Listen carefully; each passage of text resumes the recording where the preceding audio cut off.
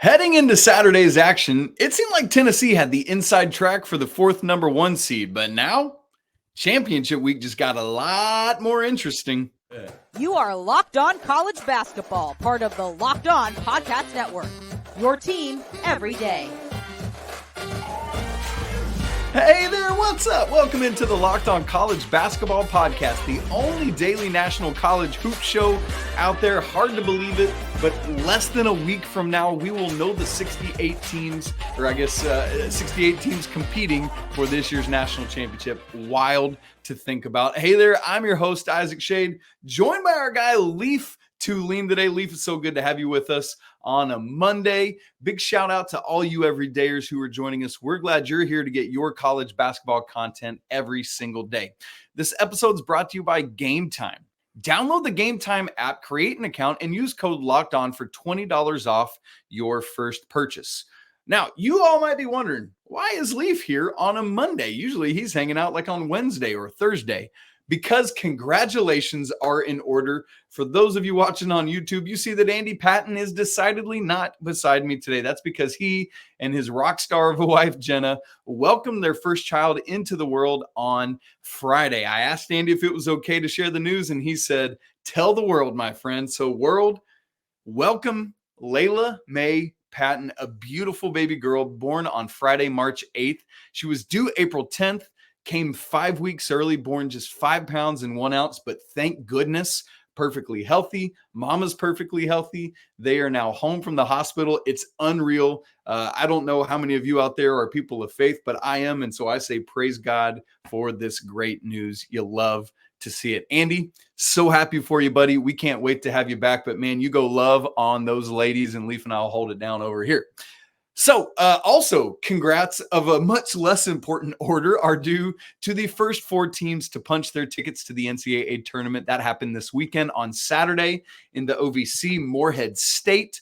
And then on Sunday, we had 3 in the A-Sun. It was Stetson. In the Big South, it was Longwood over UNC Asheville. And then the Missouri Valley Conference, again, we'll talk about more later, Drake beat Indiana State. So we'll come back around on all of those things. But Leaf, here's where we're going to start today. As everyone who would be watching this show would know, or listening to the show would know, 3 of the 1 seeds are locked up, and it's the top 3 1 seeds. The order yet to be determined. I think championship week will play a role in that. But in some order, it's UConn, it's Purdue, and it's Houston. It's 3 of your Power 6 regular season conference champions. No doubters, nothing they could do this week will take them out of that. But interestingly enough, based on what happened this weekend, it's the other 3 Power 6 regular season conference champions that are now in contention for the 4th 1 seed. All that happens because of 3 other results this weekend. Because as I said, heading into the weekend, Leaf, I'm curious if you agree with me or if you had different feelings. Did you think that Tennessee had the inside track to the 4th 1 seed before this weekend's games? Yeah, I think they certainly did, in the sense that they had already secured the SEC, which neither Arizona nor Carolina had done. North Carolina would have had a chance. I never thought Arizona's resume looked as good as North Carolina's, much less Tennessee's. So I thought it was Tennessee if they beat Kentucky, but had North Carolina beaten Duke, which they ended up doing, and then if they were to win the ACC tournament, I think there was a real argument because they held the head-to-head against Tennessee. Wow. So heading into the weekend, I was absolutely right there with you. Tennessee had the inside track, and I thought it took too long for mainstream media to change Tennessee to being that 4th 1 over Arizona. I kept seeing Arizona at the 1. I was like, why? Why are they ahead for playing a worse conference, having a similar record, and having fewer good wins? And I know that if you were to go quad 1 versus quad 2, it ends up pretty equal. But if you look at the teams that they've beaten and where they'll be ranked in the tournament, it's not particularly close. So I agree with you there. And then the last part is, if North Carolina were to win against Duke, which they did, and then win probably against Duke again in the ACC tournament, I would have said there's a real discussion, even if Tennessee were to go on and win the SEC regular season, which they did, and the SEC championship, which they still could, because they won head-to-head. So, but coming into it, I don't think it was close.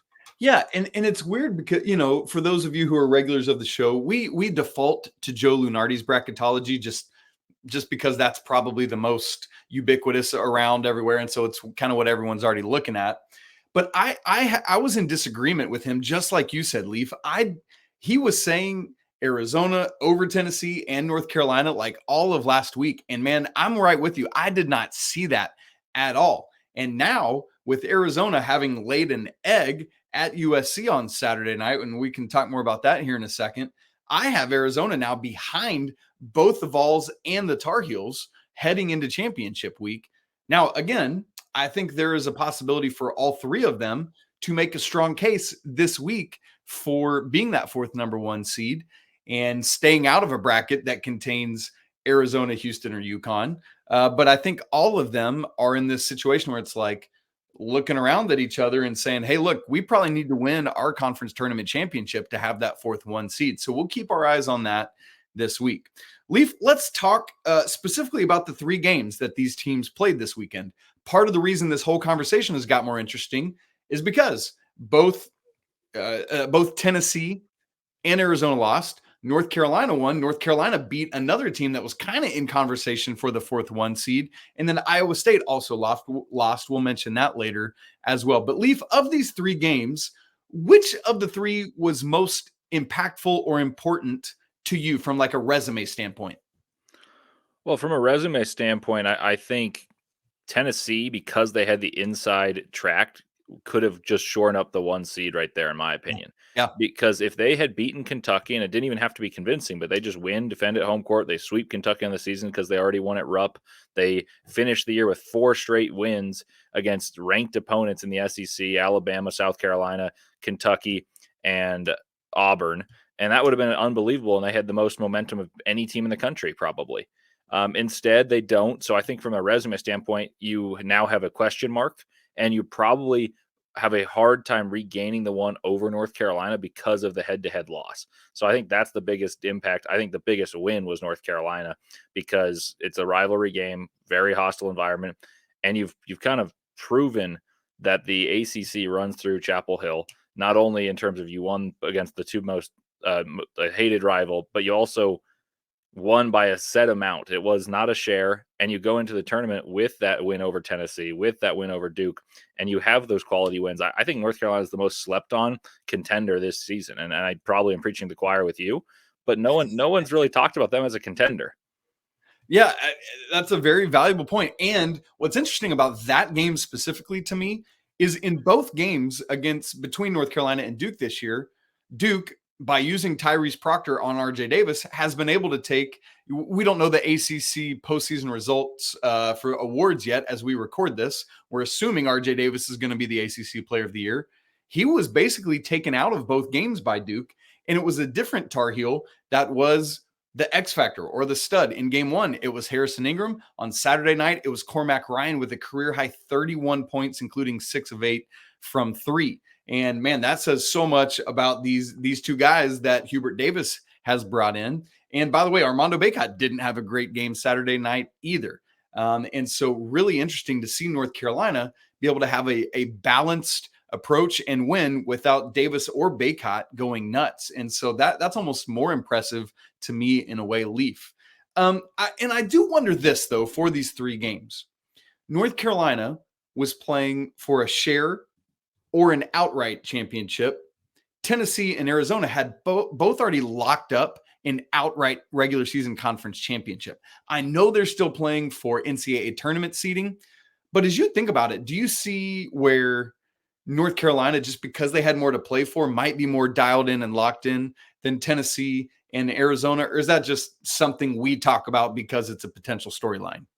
Yeah, I don't think that factors into the way the teams played. I think the only one it may have factored in for of the three would have been Arizona because they knew earlier that day that Washington State had lost. And so it just mattered a little bit less. But Kentucky and Tennessee aren't quite rivals, but they're close. And if Tennessee won that, they probably had the one seed locked up. Duke and Carolina, I don't think it would have mattered whatsoever, even if it was the opposite, just because it's a bitter rivalry. Right. So right. I think it's a storyline more so than something that actually factors into players' minds. But, little things matter. And so it could be possible. I just don't think any of those three teams probably have that in the forefront of their brain. Yeah. And I wonder, Kentucky, it just felt like they were so in control, and then just almost kind of crapped the bed there at the end. Those back-to-back turnovers was a little worrisome for me. Dalton Knecht getting to 40 points again. I mean, this dude is just insane. Leaf, we already mentioned RJ Davis. I think if not for Zach Edey, we're comparing those two guys for National Player of the Year. Pretty interesting stuff there. So a lot to be played for this week for all three of those teams we mentioned that are in contention for that 4th 1 seed. We will keep close eyes on that, and that'll be one of the bigger storylines heading into Selection Sunday. Leaf, elsewhere in the Big 12, Houston put an absolute exclamation mark on the clinching of the Big 12 regular season in their first year in the conference. And by the way, a team in the Big 12 beating Kansas by 30 on the last day of the regular season? Yeah, that just happened. We'll talk about that and other Big 12 action in just a second. Right after I tell you this episode is brought to you by Amazon Fire TV, which is your destination for sports. From live games to highlights to in-depth analysis, Fire TV offers amazing viewing experiences with smart TVs as well as the Fire TV stick that you can plug into your existing TV to provide access to millions of movies and TV shows. Look, I literally have an Amazon Fire TV stick on every TV in my household. I love the layout. I love the user experience. I love this little remote. So handy dandy. It's even got all these buttons where you can go straight to Prime Video or Netflix, Disney Plus, Hulu, whatever you need right there. Also, Fire TV has recently created Fire TV channels to deliver a constant supply of the latest videos from your favorite sports brands, all for free, including all of us here at the Locked On Network. Beyond that, Amazon Fire TV channels has great news and entertainment, gaming, travel, and cooking videos as well. So check out Fire TV channels on Fire TV and Alexa-enabled devices. If you haven't done so, now's the time. Trust me and Leaf on that. To learn more, visit amazon.com/lockedonfiretv. This episode is also brought to you by our friends at Game Time. Leaf, it's here. It's championship week, and maybe you're worried about finding last-minute tickets for your favorite team's conference tournament, or that there's not going to be any good deals left because it's the week of. Forget that. Good news. You're in luck with Game Time, the only ticketing app that gives you complete peace of mind with your purchase. They've got killer last-minute deals, all-in prices, and views from your seat. So check out exclusive flash deals and sponsored deals on tickets for basketball or baseball or concerts, comedy, theater, and more. Plus, the Game Time guarantee means that you'll always get the best price. If you find tickets in the same section and row for less, Game Time will credit you 110% of the difference. So take the guesswork out of buying tickets with Game Time, where you can buy tickets in seconds with just 2 taps. Download the Game Time app, create an account, and use code LOCKEDON for $20 off your first purchase. Again, that's $20 off your first purchase at Game Time with code LOCKEDON. Terms apply. Download Game Time today. Last-minute tickets. Lowest prices guaranteed. Leaf and I move now to talking some Big 12 action. We had some stuff at the top. We had some stuff on the bubble. And we're going to start at the very tip top of the Big 12, where Kansas goes to Houston, and the Cougars absolutely dominate this basketball game, 76-46. Leaf. An insane result. Beyond that, Iowa State loses at Kansas State 65-58. So Houston had already wrapped up the Big 12 outright that way. Same thing even before they had tipped off. And Leaf, this was a beatdown from the get-go, basically. Are you like, what is the biggest storyline with this to you? Is it more about the game itself? Is it concern over Kevin McCullar, who didn't play the second half? Is it concern over Hunter Dickinson's shoulder hanging limp at his side? What do you take away from this smackdown by the Cougars? Yeah, the first thing to me is Houston proved their legitimacy. Like, a lot of people came in saying, well, it's going to be really hard to win in the Big 12. And there's like a quote from Bob Huggins when he was at West Virginia saying, well, I feel sorry for them because they're going to get used to the Big 12 schedule, and it's not exactly easy. Well, all they did is go 27-3 on the season. And obviously they lost a little bit at the beginning of the Big 12 schedule, and people were like, well, there you go. It's the Big 12 sticking it to them. I personally have thought that the Big 12 is overrated all year. I still think that, but Houston's legit. And so my main storyline is giving them their flowers. The reason the Big 12 is overrated, though, is because the primary program, Kansas, hasn't been very good this year. They've been hanging around in top 10 in the country. For what reason? Why are they in the top 10 of the country with 7, now 8 losses in the Big 12? Yeah, and then you could say, oh, there's depth. And we'll talk about that. But the point being to me is, if your primary program has 8 losses in conference play and it's somehow in the top 10, that means something's astray. Like, something is being misled. And what's being misled is the folks nationally who don't pay attention like we do and tell you, look, Kansas isn't that great. So losing to Houston by 30 is something, but it's not like they weren't going to lose by 15 or so. Like, that's kind of what we all, at least everyone I spoke to coming into this game, expected. Senior night for Houston. You have the player of the year in the Big 12, Jamal Shedd, leading the team, and they against a dilapidated Kansas team that only got worse with injuries. So I'm not surprised by what happened here. And I think that there's a real chance Kansas ends up falling to a 4 line, which I know everyone's going to say, well, it's still pretty good. But like, that's not where they've been. They've been the top 10 team almost the entirety of the season, according to rankings. So that is a fall from graces, but it's still a team I don't want to play just because I have the utmost respect for Bill Self. But that's kind of my takeaway. Houston deserves the praise. Kansas, I don't think is actually shocking to me, whereas there's going to be a lot of people being like, oh my God, Kansas lost by 30. That doesn't stun me. Yeah, and I think Houston's actually up to 28-3 by the time it's all said and done. Oh, that's true. I forgot to count this win. Yeah, exactly. So bonkers stuff there from Houston. I mean, and I think you're spot on with that, Leaf. That is the takeaway, that, whatever, Kansas seems like they're always going to be the storyline, but let's make sure we give Houston their love. And not to mention, Arsenault, done, gone. It doesn't matter. I feel like every year Houston loses somebody and Kelvin Sampson's like, we're good. Let's keep on rolling. You know what I'm saying? Like, it's insane to me that this happens. And then elsewhere, Iowa State, who had that incredible comeback earlier in the week at home against BYU, just can't keep it going, loses in Manhattan, Kansas, not New York, at Kansas State, 65-58. Consequently, they're not able to get up and having hopes of just staying right there connected, close to Houston, but still a game behind. But man, incredible season for Iowa State, Leaf. Houston, I could have said preseason, yes, I think they have a great shot at number 1. Iowa State, I did not see this coming. Leaf, did you see the Cyclones spinning their way into being the 2 seed in the Big 12 tournament this year?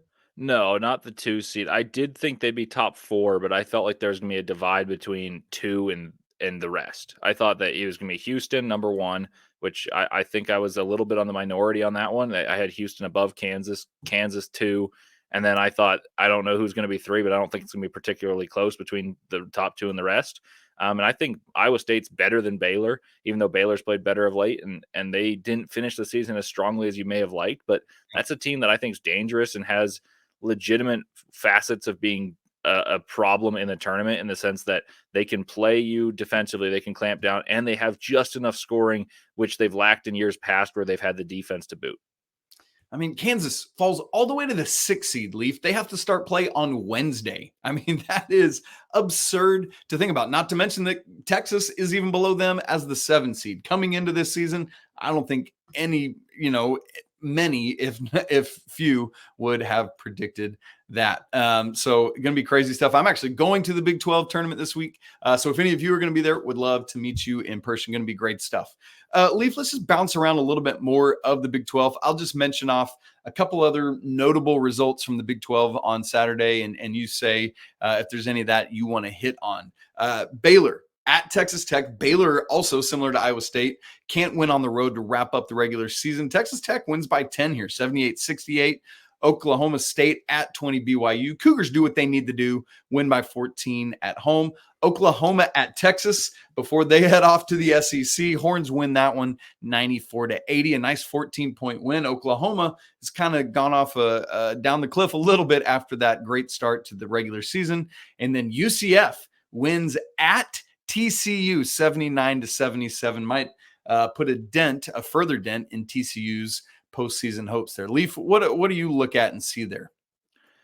Well, I think the biggest one to me in terms of addressing storylines from the start of the year to the finish, now that we've wrapped up the regular season, which is wild to me, it is that BYU is far better than the numbers indicated at the beginning of the year. They were like, oh, they're top 5, but they're far better than the where I ranked them before the season and even coming into the Big 12 season, where I was like, oh, those numbers have no grains of truth whatsoever. They've played no one. And I was a hater. And I think I was wrong in that sense. And I think BYU, even though they didn't have a dominant win or anything, but they won their final game, and it just showed this steadiness that surprised me. I also think that if you're to look at some of the middle of the Big 12, like you talked about the standings going into the tournament, Kansas is 6th. Texas was terrible to start the year, has rounded into form, would be a dangerous 7, probably are going to be an 8 seed in the tournament. And then there's TCU, who started the year brilliantly against terrible competition, have really struggled down the stretch, and maybe on the bubble now, as opposed to where they were just a few weeks ago as a 6 or a 7. Yep. At Lunardi's latest bracketology, TCU is last 4 buys, but I mean, just barely clinging onto that. They're 2 above that cut line of having to go to Dayton. So we'll see what happens there. They open Big 12 play on Wednesday. They are the 8th seed, and they'll play 9 seed Oklahoma. That's a really intriguing first game, Leaf, that we'll have to get ready for later in the week. Really interesting stuff from the Big 12, as always. Now, Leaf, one of the most interesting conferences all year has not been one of the Power 6 conferences. It's the Mountain West. This thing is wacky every night. I'm a Central Time guy, but I love staying up for these Mountain West games. It's wacky, and this weekend was no exception, with a team picked 9th in the preseason poll winning the outright Mountain West regular season championship. We'll talk about that and the rest of our 6-pack in just a second. Right after I tell you about LinkedIn. When you're hiring for your small business, you want to find quality professionals that are right for the role. That's why you got to check out LinkedIn Jobs, which has the tools to help find the right professionals for your team faster and for free. Thankfully, LinkedIn's not just some other job board. They've got a vast network of more than 1 billion professionals, making it the best place to hire, giving you access to professionals you can't find anywhere else. LinkedIn does all that while making the process super easy and intuitive.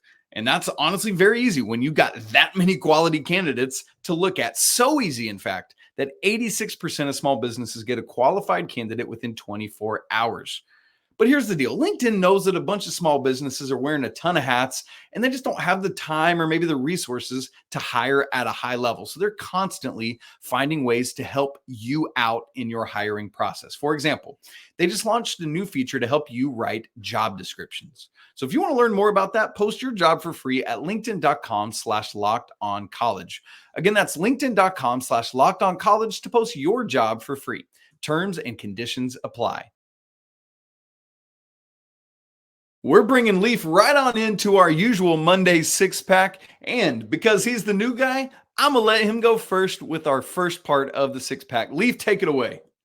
I'll stay in my home state. Utah State at the Spectrum Center closed out their first ever Mountain West Conference title. Darius Brown, big shot once again. Every single time they've needed it, he's come up big and delivered, and then some. He and Gray Osobor could challenge Jaden Ledee for Player of the Year in the Mountain West Conference. Utah State won it in a thriller against New Mexico, who really needed this win. Richard Pitino's crew came in, had to lead the majority of the game, but when the going gets tough, it looks like Danny Sprinkle and the Utah State squad know how to win, and they may have played their way into getting a 5 seed, 6 seed. Yeah, obviously, there's their Mountain West Conference tournament to go, but that's something to keep an eye on. But that wasn't the only drama from the Mountain West this weekend, as San Diego State was hosting Boise State. You'd think that the Aztecs come away with the win. They do not. Max Rice with a heave in overtime put it in, and you have all the drama in the world, overtime fouls, everything that could happen happened. But Max Rice plays the hero, and Boise State emerges from Viejas Arena victorious. Mountain West after dark is probably my favorite thing in college basketball right now. Ooh, boy, that conference tournament is going to be a good one this week. Leaf, let me take a second in our 6-pack to the Big East, where it was not a good weekend for the bubble teams. Those 3 ranked teams had their way kind of. Number 10, Creighton goes to Villanova, wins 69-67. But here's what you need to know. Villanova was down 24 in this game, came all the way back, had a shot, but Trey Alexander wins it with, Leaf, what did you describe it as earlier? Like a goofy 1-footer or something? A 1-footed fadeaway. One-footed fadeaway to kind of put a dagger in Villanova there. Marquette goes on the road to Xavier. Marquette had been reeling without Tyler Kolek. Of course, it's because they had played Creighton and UConn without Tyler Kolek. But Marquette and Shaka Smart get it done 86-80. And then UConn goes to Providence, and the Huskies win there 74-60, closing out what has been an insane regular season for them. So bubble implications here. Just want to mention both Providence and Villanova. Providence is next for out now. They're not in a good spot. Unfortunately, Villanova, at least temporarily, was last four in, but that, and this is at Joe Lunardi's bracketology, by the way, but that might have changed, Leaf, and why is that? Well, not playing friendly to the Wildcats of Villanova was the game that was an epic in the Missouri Valley, the championship between Drake and Indiana State, where Drake had as large as an 18-point lead in the second half, only to have the Robbie Avila-led Indiana State Sycamores tie the game, take a lead, but it was Tucker DeVries who came up big, scoring 7 of the final 12 and a 10-4 run to close for Drake. They won 84-80, and according to Joe Lunardi, the Sycamores become a last four in bid thief at Villanova's expense. And you don't see that too often for a team in Villanova being on the bubble and a bid thief from the Missouri Valley. That's crazy. Really curious to see what other action happens this week and if Indiana State's able to hold on to that. Man, it's crazy. Let's go to the Big Ten. Several things in action. Leaf, I don't know what's happening with Michigan State, but they lose again, this time in Assembly Hall. Nice little run for the Hoosiers here at the end of the regular season, but Michigan State goes and loses 64-65. Tom Izzo Spartans, Leaf, have now lost 4 of their last 5 games. They're going to need to do some stuff to feel this week in the Big Ten tournament to feel good about their name on Selection Sunday, or at least where their name is called. Illinois does what they need to do on Sunday, winning at Iowa 73-61, just to help continue to solidify their seeding for the NCAA tournament. Good win there. And then Purdue, same thing, wins at home over Wisconsin 78-70 to round out the regular season and keep their bona fides for the number 1 overall seed, just right there in line with UConn and with Houston. Just like the 3 teams we said that are in contention for the 4th number 1 seed, all 3 of these teams, it could come down to who wins their conference tournament and who doesn't in terms of number 1 overall. So we will have to keep our eyes on that. You know who a team like Villanova and maybe some other teams on the bubble should be rooting for? That's Florida Atlantic. Florida Atlantic in the American. This could be a one-bid league after FAU beat Memphis, and that was a big game this weekend because Memphis, if they'd won, maybe solidified their resume. Maybe Southern Florida, who is the number 1 seed going into the conference tournament, could solidify their resume. No, they could not. They lost to Tulsa. Tulsa beat Southern Florida. That makes it so Southern Florida would need to win. They would need to win the American. Memphis would need to win the American, but only one team can win the American. And the only one team that probably gets in, if they do not, Florida Atlantic. So therefore, Nova, among other teams, will be rooting for the Owls to fly once more in March. I can hear them now making the owl call sounds, Leaf. I think that's how they want to, make that happen, bring it in to be. Yeah, crazy to think that the American could just be a one-bid league if FAU wins that. So, yes, bubble teams the nation over are definitely FAU fans this week. Finally, wrapping up our 6-pack with some ACC bubble teams from this weekend. Clemson at Wake Forest. The Demon Deacons get a much-needed victory, 81-76. We feel that Clemson is safely in the field, but Wake had been tottering. They're still not in a good place, but a much better place than if they had lost this regular season finale. Similarly, Pitt wins at home over NC State at 81-73. And then Virginia kind of gets things right and actually scores 72 points, Leaf. Can you believe that happened? Beating Georgia Tech at John Paul Jones Arena 72-57. Crazy stuff there. Currently, for those 3 ACC kind of bubbly teams, hard to believe, but Virginia has fallen to last 4 in at Joe Lunardi's bracketology right now, which would mean they are in Dayton for a first 4 matchup. And then Wake Forest and Pitt are currently at the next 4 out status. So not in a good way at all. Leaf, We've got 2 more tickets to be punched on Monday. We already know the SoCon matchup. That'll be 7 o'clock tonight Eastern time on ESPN. Number 1 seed Samford Buckyball taking on number 7 ETSU, who upset Chattanooga on Sunday. And then in the other game, it's the Sun Belt Championship, 6 Eastern on ESPN2. Arkansas State upset Appalachian State. That's the 4 seed over the 1 seed on Sunday with a buzzer beater. And then as we record, James Madison is up 4 on Texas State with 17 seconds left to claim that other championship spot. So we will get those 2 more tickets punched on Monday. Leaf, so great to be together, my man. It is the best time of the year. I've got my Santa hat on in my brain right now because that's what we're talking about. So good to have you filling in for Andy today. Thanks for being here, brother. Absolutely. It's the best time of the year to talk ball anytime, but especially in March.